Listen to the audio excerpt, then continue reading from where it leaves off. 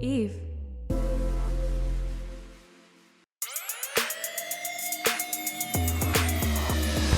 Hi, welcome back to DemiGoddess, a podcast hosted by me, Demi Burnett. I'm so excited for the show today. We have an actress, comedian, podcast host, and fellow Texan, Laci Mosley, on the show. You may know Laci from iCarly or her popular pod, Scam Goddess, and as someone obsessed with scams, I can't wait for you to hear our chat. But before we talk to Laci, it's time for Shut Your Pie Hole, where I give you my take of the week.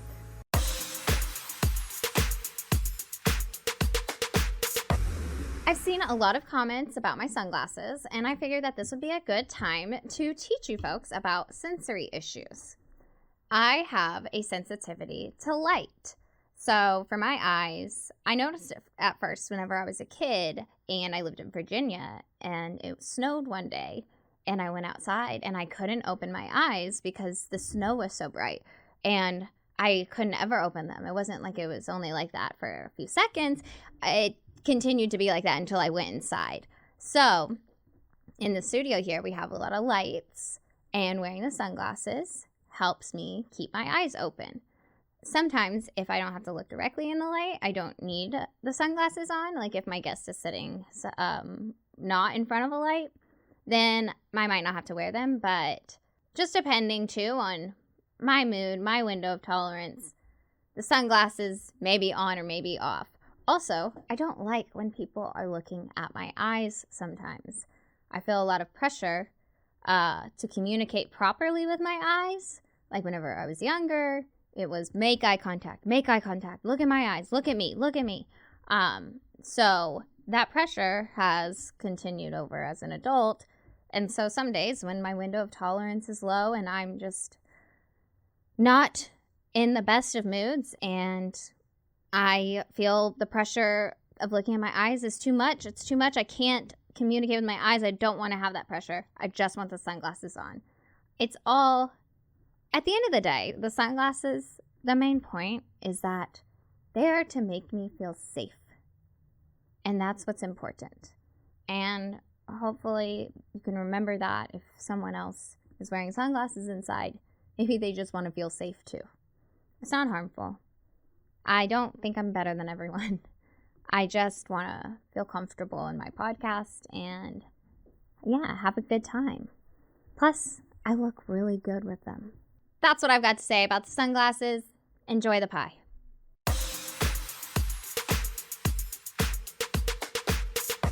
Hi, Laci. Thank you for being with me today. Yes, I'm so excited to be here. I just met you, but I feel like we're already besties. Yeah, we have a lot in common, and you're a fashion girly. I was too tired this morning to do fashion, but this is giving. Like, oh this my is gosh, really giving. You're so funny because you look so fashion too. You look so cute.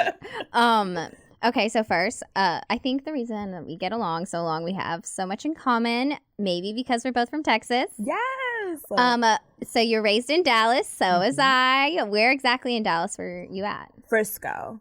So okay. I went to Centennial, and then you know how like in the suburbs they always like make a new school if a school, absolutely like, that's exactly how it was for me. Yeah, so our school got over like 3,000 students, and that's when they're like, we have to cut this apart so that we don't have to compete with the city schools in sports. Yep, that's what they did. Beat. Yeah, and then I went to Liberty for the rest. Liberty. It was newer. It was pretty new. Where were you? Red Oak. Ah, yes. South side. Yes. Is that the south side? Yeah, I guess so. Technically. You know, they always say, like, the south side of Chicago. Oh, my God, the south side of Dallas and Red Oak. But, like, it's where you've hit the white trash, you know? Oh, my God. I mean, honestly. But it's so much like that where you have so many different suburbs. Mm-hmm. And I feel like all of Dallas, any of the suburbs all around, we all are like, oh, we're from Dallas. And then someone who's around there is like, where? And you're like, oh, shit. Oh, Red Oak. Right. Because nobody's going to know. But now I can say I'm from Frisco because the Cowboy Stadium's up there. So I'm like, I'm from Frisco. You know Jerry Jones? Yeah. Do you know him personally? Yeah. I live around there. And Frisco is so nice. Like, oh my gosh, that's where all of the rich people are in Dallas. They're in Frisco. It used to be tumbleweeds, and it's so crazy to me now that it's like all subdivisions, except for they're all like cookie cutter houses. Like even in the night, like in the bigger houses, it's all just like Yeah, I know what you mean. It is. Brick, and everyone has the same fence, and it's very Stepfordy. I was wondering if we what year did you graduate? 2009. I feel like I'm older than you. You are older than me. But you don't look it, so that's perfect. I was like, there's no way that you could have recently been on The Bachelor and we're the same age, because once you turn 30, they're like, get out of here. Oh my gosh. You witch. It's so funny because I was known for like having like a ageist thing. It wasn't an age. I was not ageist at all. Like the girls who were over 30 called themselves cougars. And she's insane. Well, I mean, it was just like a joke, right? Yeah, they were joking but it's about like that show, yeah. And so I played into the joke, and then all of a sudden everyone thought I really had a problem with women over the age of 30. And I was like, guys, all my friends are way older than me. Right. Like, it was just playing into the joke of the cougar thing. There was actually no. They're like, but you can't. You can't participate in the joke. The joke is closed, Demi. You're not invited to the joke. It was like the people who knew. It was like right. I did not take it. I did not even think about it that much at all. But yeah, I'm getting close to 30 now. I'm 27, getting closer and closer. Oh, yeah. It's fine. I woke up and I was like, it happened to me. It happened to me this year. It happened to me. It happened to me. I woke up and my knees immediately were like, actually, no, my knees are fantastic. I take that back. I have Texas knees. They're really good knees. I don't know what that means. Like Megan Thee Stallion knees. Like I can do anything on my, I'm really selling my knees so hard. I mean, I love it. They're good though. They're really good. Everyone's always impressed. I'm like, wow, those knees. What so do you good. mean? What do you do? Like. Why are you whispering? Like, I don't know.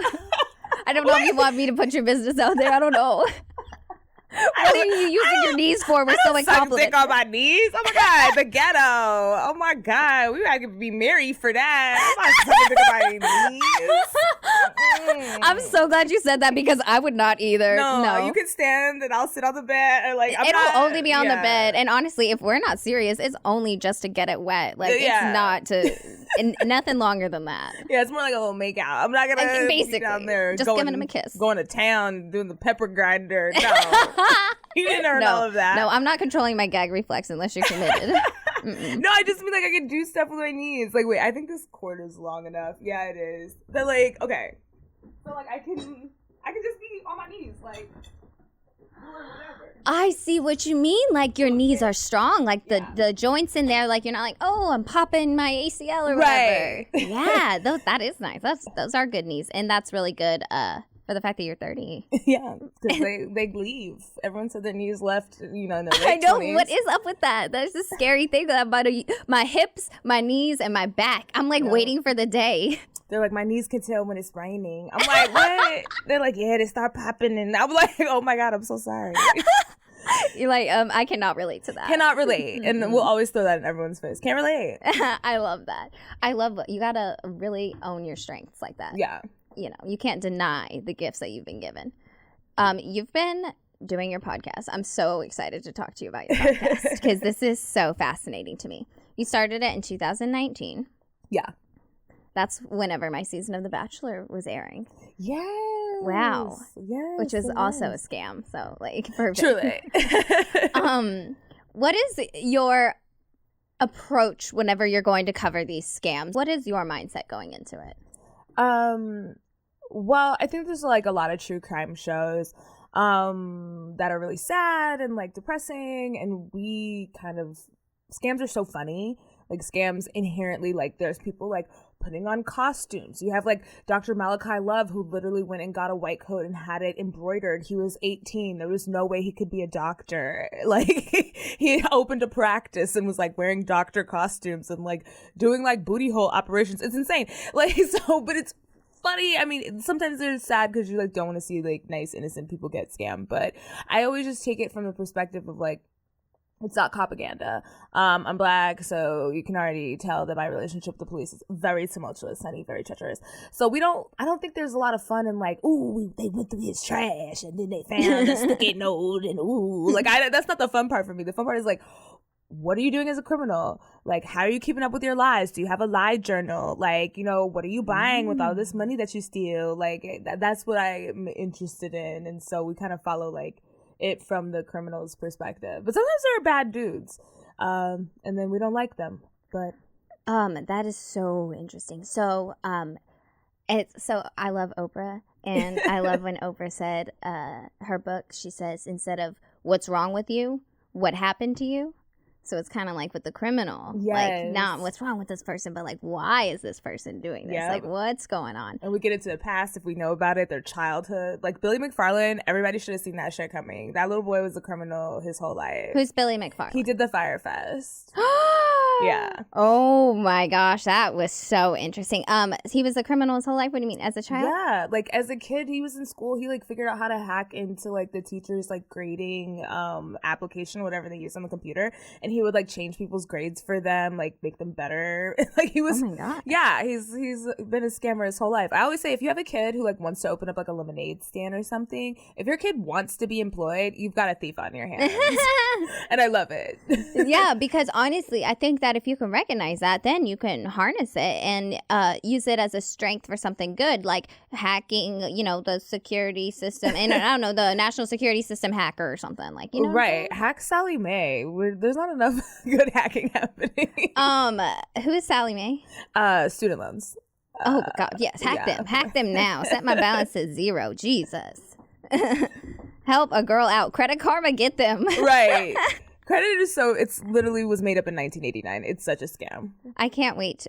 We should have a whole episode about that. Yeah. That would be wild. So fascinating. I want to make mine own up. In an interview, you had said that I derive a lot of confidence from reading from scammers and learning about scammers.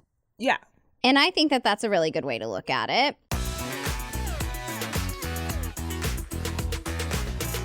Incredible hair care alert! I've been using Navy for 2 years and my hair has never been better. My fave products are from the Search and Rescue line. That includes their biotin and vitamin infused shampoo, conditioner, and serum, which are all infused with really wonderful ingredients. Navy has the product combo that makes me feel confident about my hair. That's why I always recommend Navy. Try it out for yourself. Use code Demi and save 30% on NavyHairCare.com. Again, that's 30% off with code Demi at NavyHairCare.com.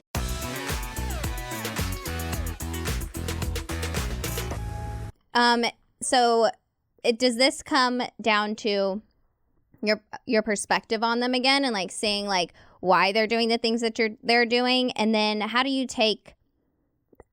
find the confidence in that instead of finding just like kind of, I don't know. Delusion? What'd you say? That is a delusion? Yeah, or not even delusion, but more like, you know, like sometimes whenever people are scamming and they, like you said, their lies kind of build up and all of that. Mm-hmm. Is it the confidence that they have with the lies that you take from it? No, I mean, that is funny, but it's the confidence of walking into a room and no matter where you are, no matter, you know, it could be like a White House dinner or it could be, you know, a Chuck E. Cheese. Like, just having the confidence of feeling like you belong there is half the battle. If you can just walk into any place and treat it like it's the most ghetto shit you've ever seen in your life, people will be like, wow, who's that person? Like, why are they so confident? And they'll give you things. They'll believe you. You know, you might be able to walk into a place with no credentials. Like, think about it if you, like, go somewhere and you're a +1 or you're trying to, like, get in or something and maybe it's, like, a really tight event. You're, like, a little more nervous. But if you go somewhere where you absolutely know that they're, like, just so happy that you came and gagged and, like, you walk in and, like, don't have to show shit because they're like, oh, my God, right this way, ma'am, with all the confidence. Yeah. So I definitely have taken that and used it a lot. I love that because that is my secret, is fake it till you make it. Mm-hmm. I came from Red Oak, Texas. They plucked me up out of Red Oak and threw me into Hollywood. Survival mode kicked in, and my survival mode was to bullshit everybody into thinking that I was supposed to be there. I was not scared. I was not nervous. I belonged there, and I owned the place, you know? So it was all just me lying to myself about how, like, before you go somewhere, like, everyone wants you to be there. You know, everyone's going to be happy that you're showing up. You're going to look awesome. Everyone will want to talk to you, blah, blah, blah. Hype yourself up, and just only think about those things when you walk in. Do not let yourself think about the insecurities. Do not let yourself think about the doubts. Shut those doubts down with, nope, I am a rock star. Yeah. And you are. I mean, you were. You were supposed to be there. And so now the girls know. Like... Thank you. But that's like that. Everyone wants to know, where do you get the confidence? Where does it come from? Mm-hmm. Honestly, from the it's the same mindset as the scammers. It is. It's just acting like you're supposed to be there. Mm-hmm. I don't know how anybody naturally feels like they belong in a room, you know, or... I don't think that they do. I really only think it's when you go to something and you're like, oh, I don't even want to be here. Like, sincerely, like, that in that moment, maybe. But, like, every other moment, everyone is always doing that. Like, one thing that I learned about confidence that really changed my life is that no one is just completely confident all the time. We all have these negative thoughts. But if you are a confident person, you take the second to push those negative thoughts out of your head and kind of be like, no, I'm not going to say that. I'm not an idiot. Last night, I maybe I got a little too lit. I said things I shouldn't have, but that's over. That's in the past.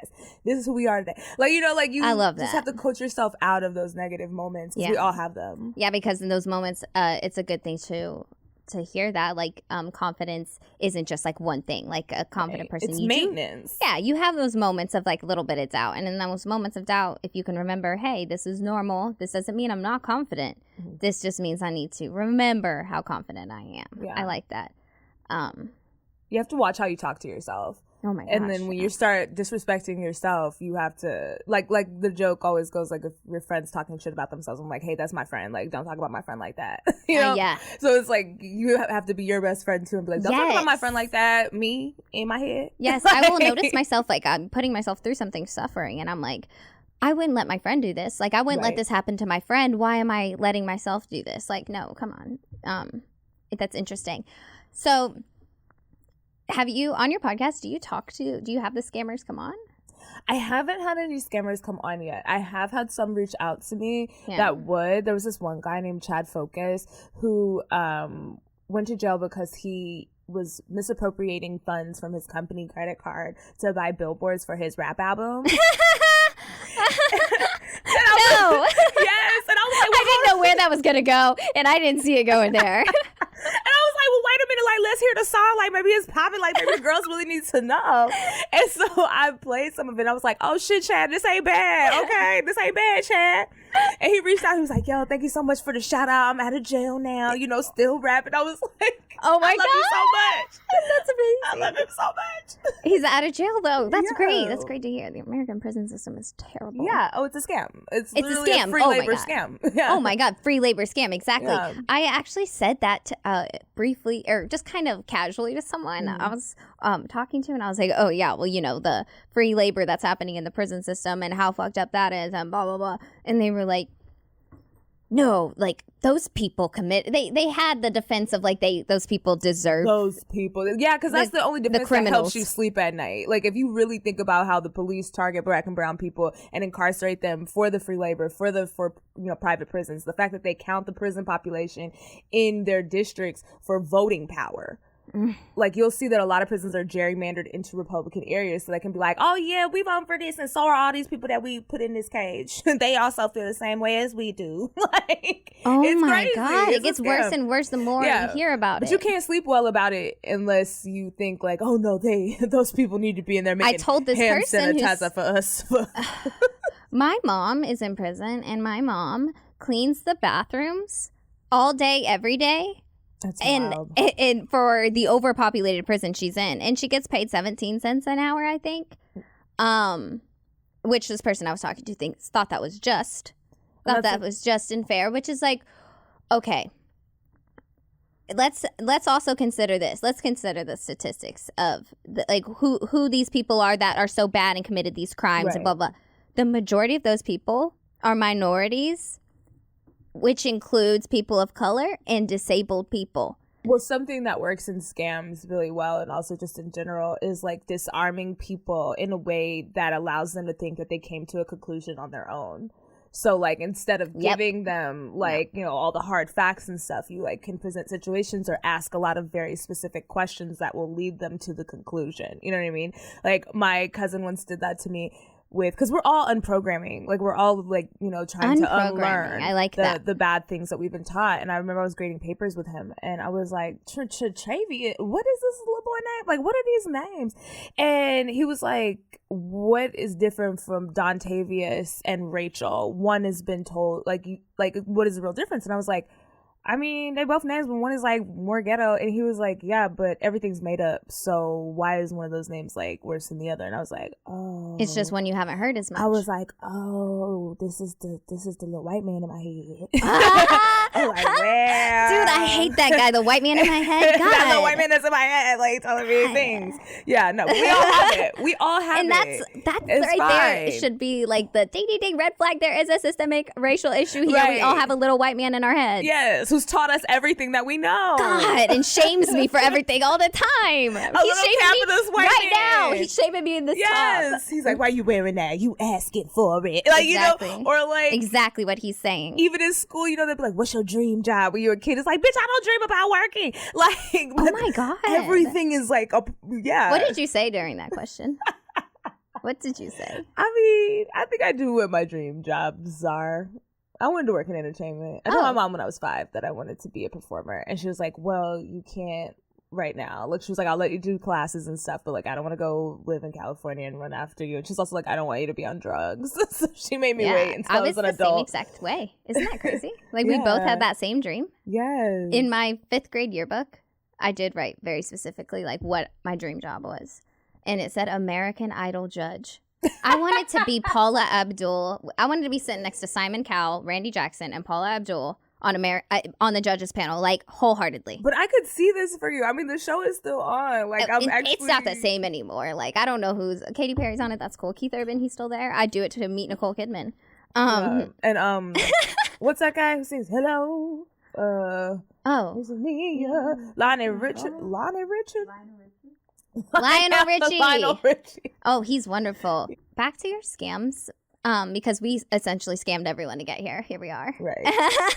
And I love that for us. Me too. What are some of the wildest ones that you know of? Like the ones that if you were to like tell somebody like, what's a scam and what is the scam that just shocks you the most or something? I don't know. I want a wild story. I mean, please. I'm so sorry. There's so many scams and so many of them are like really, really crazy. I always love Rudy Kirkconnell. He if you've ever seen Sour Grapes on Netflix, so that's a documentary about him. But basically he was an immigrant who like got into like the really expensive like high-end wine scene, and this is like the Koch brothers like buying wine at auctions, like wine that's thousands and thousands, like, you know, $40,000 a bottle, like, and up, you know, like some of these wines could sell for like $1 million. It's like one bottle because it's like super old. They're like, wow. And it's just like he happened to be in this place at this time where he just got involved in this industry specifically. Yeah, which is wild because he was like not from this lifestyle and then somehow entrenched himself in it.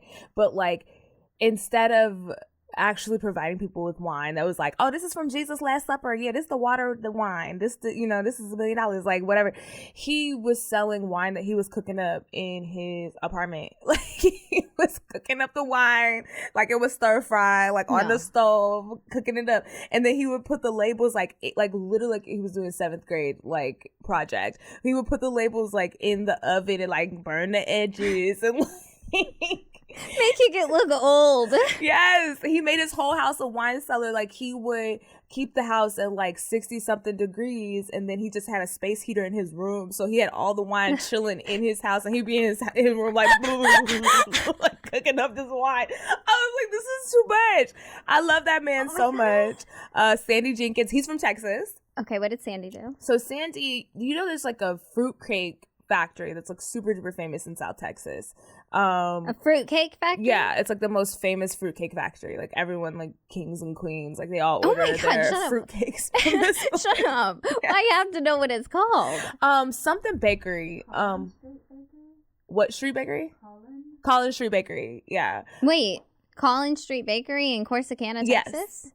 Oh, well, I've been there. Look at you. Of course you have. I've been all in and around Corsicana. I bailed a friend out of Corsicana jail, baby. I've been to Corsicana. Wait, why have I done that too? You bailed my cousin out of Corsicana jail. No. Yeah. Because I was born in Terrell. Okay, so Terrell was in my school district sometimes. We randomly had Terrell. I can't remember what year it was, but they were in our school district in like high school or something. So I know Terrell. We whooped your ass in volleyball, but we whooped everyone's ass, so it's okay. We were. You insane. do look like you would be very good at volleyball. Thank you. We had our coach was really intense. Were you a setter or were you? No, I was a libero DS, back row. What? You were a DS? I was a DS. Yeah. You was taking that kind of impact? You're small. Oh yeah, I used to not be this small. I used to be about like 30 pounds heavier. Okay, because I'm like even this. No, part. I was athletic, and I was. You look athletic. I was real good, and yeah, I used to be a lot thicker. Especially in high school, we lifted weights every single day. No matter what size you are, you're beautiful. You're gorgeous now. Thank you. I was just saying, the impact of a ball hitting you that hard. Now it would kill me. Now, are you kidding? My arms. Oh my god, might break them. But I used to. But Corsicana, the reason why we both have. Bailed someone out of jail there is because Corsicana cops are insane. Okay. All they do is look for kids to bust because there's nothing to do. And they know that all the kids there, all the young people, all they're doing is drugs or getting into trouble. That makes so much sense because it's such a slow town. They're like, look, we got to get this money. We got to get these taxes. I've been pulled over in Corsicana. Every time I go through there, I get pulled over. Like, they are looking for people to get in, young people. They're looking for them. That makes so much sense. It's wild. I was like, why have we both had somebody get bailed out of jail in Corsicana? Yeah. Corsicana's a wild place, though. Like, I've done wild things in Corsicana. Okay, so the fruitcakes. So he started working at this fruitcake factory, like in the accounting part, and they were making so much money, from these fruitcakes that like they didn't notice that he just started like stealing from them. And he was like a basic ass bitch. Like everybody in the town thought he was a basic bitch. They weren't a part of the country club. It's such a small town, so it's like some people had money and then everybody else didn't. So he was like, oh no, I'm a bad bitch now. So he started buying clothes and shoes and gold bricks and flying on private jets. Like, why do they have to buy the gold bricks? It's so unnecessary. Just to hold it. Right. Just to have it. What do you mean? What do you buy gold bricks I love for? To show someone that brick. Right. Someone comes over. Oh, just wait. Just wait. No. We're going to go see. We're going to my brick room. Just solid gold bricks under lights. Yeah. It was just like he had so much fucking money that he was like, I don't know, gold bricks. Like that's how you that's why people don't need to hoard wealth. Because it gets to a point where you're just buying dumb stuff because you don't need this money. And so, yeah, he was balling out. Buying elements. Right. Why are you buying elements? Why are you... Just buying elements. Okay, that is when you don't get to have any more money. Right, you don't need any more money if you're trying to get like stalactites and shit. Like, that's not even an element. That's literally a thing in a cave. Hey, we know. At least you know, right? Titanium. That's close to cobalt. Cobalt right. is, I think, poisonous. Right. They start collecting cobalt. They start collecting who knows what. Hydrogen. Right. There's like, I have these cups of gases. Why? Exactly. And that is honestly, that's when people take a turn for the dark, the worst, the scary. When he got caught, he, because he was balling out with his wife, everybody. And like, when he got caught, the FBI was coming and he knew. So he went to this lake. I don't know what lake it is, but he like dug a bunch of holes like he was a damn pirate and he buried his treasures. No, he didn't. Yes, he did. And they found the stuff. But I was just like, I can't imagine like the FBI's coming in. Your first impulse is like, all right, bitch, give me a shovel. Now we're going down to the lake. Like what? Can you imagine him just like watching in the back of the cop car as they're digging up his stuff, and he's just like each one by one he's like, oh yep, that took me a solid hour to bury that one, like all of the work. There's a lot of rocks on this land. It was actually very difficult to dig this hole. I imagine that's what it's like when you're trying to like bury anything. I cannot imagine burying a body. No. I couldn't get the body anywhere I needed the body to be. They make it look too easy on TV. Every time someone's slinging a body over their shoulders, I'm like, there's no way you can move that dead weight like that. Right. I think some shows should accurately show how long it takes to like bury a body and just like have like a couple episodes where it's just a live stream. Because it's not like you just do it all quick. Like you gotta be like, ugh. I want a live stream of someone in the middle of the desert digging a hole and burying a body. I want to see the whole thing. That was that movie Holes. Maybe they already did it with Holes. There was a movie called Holes. That movie. I know the whole movie by heart. That movie was a staple of my childhood. It was for me too. If you could do a scam, what would you scam? I mean, besides the fact that I feel like we scammed our way into Hollywood. Yeah, for sure. For sure. If there was a scam... Okay, two parts of this question. So if there was a scam, what would it be? And then what would you want to do with your scam money?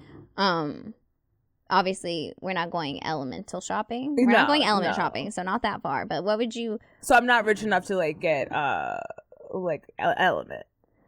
No gold bars, but like rich enough to take care of yourself completely, as far as like you don't have to work or anything. But okay. Yeah, and then you have a lot of money to do whatever. Okay. A lot of money, but not enough that I'm like, oh, what that potassium looking like? How much?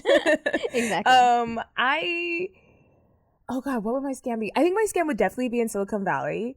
And it would just be making something very small, like my good girl Lizzie Holmes. Like Lizzie Holmes made the tiny thing that was supposed to take your blood, but then like test it for everything, but with a fingerprint. The Dropout. Yeah, I loved that. Yeah, I watched it. It was so good. She was so good. She was so close. She like lowered her voice so that she sounded more masculine. This is an inspiring step forward. Right. That's what she said in that show. She said it like over and over again. I was so interested in the tiny thing. And everybody was like, oh, we want the tiny thing. It's so tiny. That's technology because it's so small. You know, that was literally her scam, was like make something tiny. And for a while, that was our tech scam. Like I remember when cell phones came out and like they kept trying to make them tinier and tinier. Oh my God. The Juke. Do you remember the Juke? Juke? The Juke. Oh my gosh. That phone. What the hell is the Juke? I remember I thought it was cool because it was like the chocolate. You know, Verizon, they had the I remember cool the ones. Chocolate. So they had the chocolate, then they had the Juke. And the Juke was like the chocolate, but way thinner. Oh my goodness. Because I remember the Sidekick. Like the buttons used to be so small on phones that I was like, how the fuck were we typing? Like how? The Juke, baby. Oh my god. Oh, that's way too small. Oh, it's so small. I'm like, how? The thumb. Look at the thumb. The thumb is the size of the screen. It's like, hey guys, I'm doing my thumb exercises. My thumb's getting a little too thick. I can't juke all day like I used to. This thing's wild. But everyone had like something tiny. So like I think that's such a good scam. Is like I would just make something tiny, like people love that already exists. Think about it. The little cooking videos on Instagram with the little tinies. I love watching it. People do love the tinies. Yeah, they love the tinies. And like sometimes I think we all think because if people work in a certain industry, that just naturally makes them like so much smarter than everyone else. But when it comes to scams, that's just simply not true. Like so many things in tech are just like, let's do this thing but make it tinier. And so people will be like, yeah, we do love a tiny, and they'll give you money. It's so true. Wow. Lizzie wore the turtleneck. She dropped out of school. She dropped her voice, and she sold something tiny. And I was like, yes, bitch. Like I come in and be like, yes, I also am selling tiny things. Okay. Let's raise money. And then I would take that money. I would definitely have to get a masseuse on retainer, like someone who's just constantly rubbing me everywhere they go. Right now, that'd be incredible. Oh my gosh. I can't stop picturing it now. I think J-Lo has one, because I know a lot of people who have worked with J-Lo randomly, and like one was like, yeah, I was having this business meeting and she was just like being rubbed, like, you know, but chatting and talking as about she business. Should be. Yeah, as she should be. I was like, yes. If I was around J-Lo and my hands were free and I had nothing to do, I would start massaging her. If that's what she wants. Yes. Like, yeah, oh my God, yes. Consensual, yes. Right. No, I know what you mean. Yeah. I'm like, if that's what she wants, though, I'm not talented at that, but I still will. My hands will do their best. They will become as small. I will be as firm, as gentle, whatever you want, J-Lo. My hands are yours. My hands are yours. So you would do the tinies. What would you do with your? Okay, so you do a masseuse. Is there anything? Yeah. I'm trying to think if there's anything super fun. Maybe make a theme park. Oh my God, I would love to make a theme park. I definitely would have a lot of like Great Gatsby parties. I love to throw a party. My birthday's the 4th of July, and I call it the 4th of July, and I always throw like a huge party. 4th of July. Yes. I will never not think of that now. That's incredible. I'm like, America's trash. Celebrate me. Yeah, honestly, though, because 4th of July, I have nothing to celebrate there. Right. Well, I mean, yes, we do, the independence, but... Yeah, but are we really free? Are we really free? You know what's crazy is a few months ago, I posted, I'm a woman in America and I have no rights. And everyone was pissed off at me. They were like, oh, you can't say that. You have to... And I was like, okay. All these months later... women's rights being stripped away from us. I'm like, you weren't wrong. It's because it's hidden. It's hidden by... I don't even know if it's that hidden. It's not anymore now that they did that.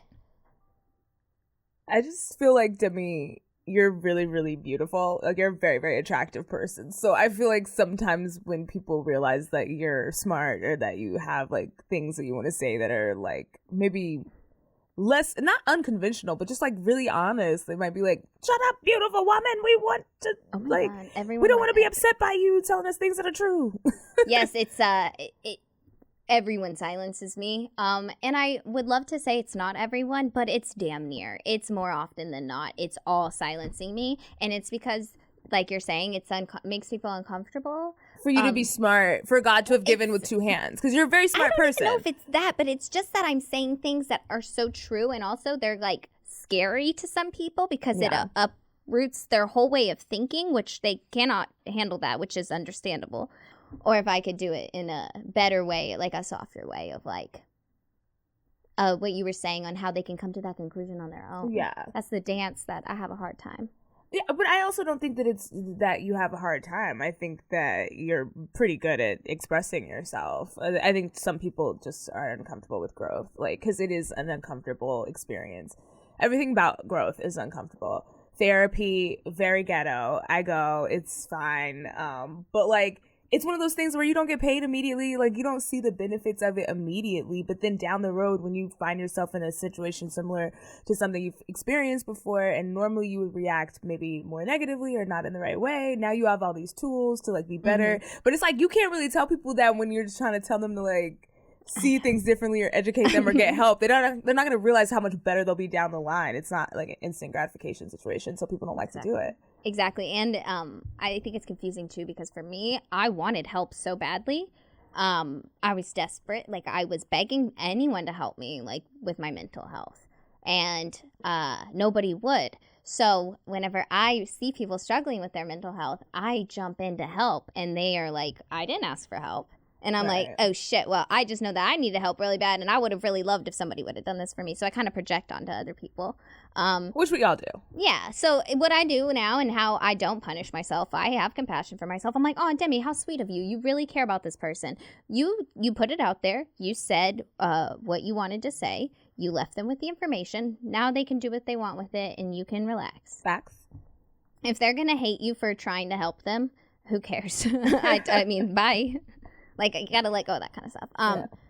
I love that you're so in tune with mental health, too. It's really, really fun whenever you meet someone else who likes to talk about this kind of stuff. Right, because it was, like, so stigmatized for so long. It was like, if you see a therapist, they're like, oh, so you crazy. Mm-hmm. Oh, you so crazy, you need to talk to somebody. You gotta talk to somebody because you're crazy. Yeah. You know, like, it was, like, so, they were so stigmatized, and it still is in some communities. But now I feel like it's, like, way more chill. Like, most of my friends have therapists. If you don't have a therapist, I'm like, oh, my God, what's wrong? I'm scared of you. How are you alive? I'm like, you're probably traumatizing all of us right now. Go to therapy. Right. Stop getting free therapy from your friends. And, like, because we all do that. And that's fine. Like, that's a part of relationships. But it is, like, at some point, like, you do have to talk to a professional at some point. Honestly, though, like, and I had to realize that for myself. Like, while I was waiting to talk to a professional, I kept dumping on everyone. And then I was like, oh, the reason they are not responding the way I want is because they're not a professional. They don't know any better than you, Demi. Right. But it's also a privilege, like, having insurance, We know we down bad as a country. And that is the thing, is like, I didn't come from having all of it. I didn't come from having the privilege of knowing the privilege of having, like, all this stuff set up or whatever. I found out I had the privilege, and then I utilized the privilege of, like, white privilege, pretty privilege, TV personality privilege. So all of that, and I still have spent thousands and thousands of dollars just to get mental help. Oh, yeah. It's expensive. I mean, you ain't getting shit in America without paying for it. That's insanity to me. That's like why our country is fucked up, because how are the people going to heal when we can't even heal our own minds? How can we heal together if everyone... I always go back down to this, but like, if you start with yourself, consequently, you will start viewing other people different too. If you start viewing yourself different and learning why you do things, consequently, you'll understand other people more too. And it's so healing. That's a great point. Nobody can afford to even reflect on their own actions because everyone's thinking about working 24/7 to survive. To survive. Literally, it's like... It's a scam, the American scam. It is. It's like AGs to be born. And that's not even a decision that you made. Oh my gosh. That's like the starting rate for being born. Being alive. Being alive is very expensive. Right now, you're doing the new iCarly? Yeah. Yeah. Please tell me about this. This is amazing to me. I loved iCarly. I did too. I loved it as a kid, and I never thought in a million years that I'd actually be like employed on it. It's kind of weird at times because you're like walking into like sets that you've seen as a kid, and you're like on them and working. Yeah, that's so weird. It can be crazy, but I love everyone there. Miranda's like, we're friends in real life. Love Nathan so much. I've spent time with him, his wife, his kids, Jerry. Like we take Jaden to Disneyland. Like we're like a family, like really? For real. And it's been a really dope experience. Who do you play? You're Harper? Yeah. Okay. I play Harper, so Carly's best friend and roommate. Oh, I remember Harper because of Harper's style. Oh, yeah. The fashion is so fun. I loved it because it was so kooky and fun. Yeah. And they let me participate in it. And like, there was like. So you're still like keeping up, like she still does the fun outfits, Harper? Yeah. Oh, yeah. All the time. It's, we love, there's certain brands I can't say on here because my customer was like, if you start telling everyone, I was like, they already know what the brands are. There's like a whole Twitter account dedicated to like picking I can't wait to go find that taking photos of Harper's fashion and then like telling you exactly where it's from. Love those accounts. I love them. Sorry, I do too because I'm like I want to get involved. I want to feel inspired. Yes, and then sometimes I am like I'm keeping this like. Either I'll steal it or you can just give it to me. I'm just going to casually walk out of it. Right. Walk out of here with it still on me. Right. And be like, oh, for real? Oh my God, I didn't even notice. It was underneath my pants that I'm wearing. I didn't even notice that I had stuffed it into my purse. One time I like got caught up. It was like Nickelodeon came and like, there was different costumers because it was like, some press stuff or whatever, but there were these hairpins that I like loved and I was like, I'm keeping these. And like the lady like came into my trailer and was like, yeah, where are those hairpins at? And I was like, oh my God, they fell into my purse. That's so crazy. Let me get them out. Like, seriously, you guys gonna got some more hairpins? Let me have these hairpins. Let her have the hairpins. Give them back to her. Give them back to me. Y'all got all that money for slime. Give me. Yeah, give her the hairpins and also send me some because I want these hairpins now. They're very cute. Thank you so much for coming. Thank you for having me. Oh, is there anything that you want to plug? Like, obviously plug your socials. Is there anything else you want us to be looking for? Or what do you want to say to the audience? Your, like, last word. My last word. Before I take you out. Like, what was that? So, nobody wants to work anymore. No, those are not my last words. If you want to follow me, DIVALACI on all platforms. I have a podcast called Scam Goddess. If you like comedy and robbery, it's a fun time and comedians. All of season 2 of iCarly should be streaming now on Paramount Plus. And season 2 of the Black Lady Sketch Show. And all the things. So many things. But yeah. Definitely check it all out. I'm definitely going to. I'm so excited to get to know you more and to continue our friendship. Yes. All right. Thank you guys so much. See you later. Bye. Bye.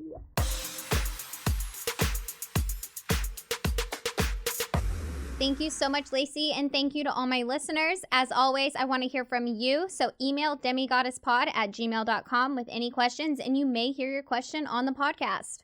Follow me, of course, at Demi_not_Lovato on Instagram and at Demlia, DEMLIA, on TikTok, and follow at DemiGoddessPod on TikTok and Instagram. You can also watch all DemiGoddess episodes on our YouTube channel or listen on your favorite podcast platform. See you next week. Bye. DemiGoddess is part of the Eve Podcast Network and a Forever Dog production. Executive producer, Tracy Soren. Development executive, Mariah Nickolas. Engineer and editor, Sebastian Portuondo. Theme music, Gabe Lopez. Cover photo by Stephanie Saias. Forever Dog Productions is Joe Cilio, Alex Ramsey, and Brett Boham.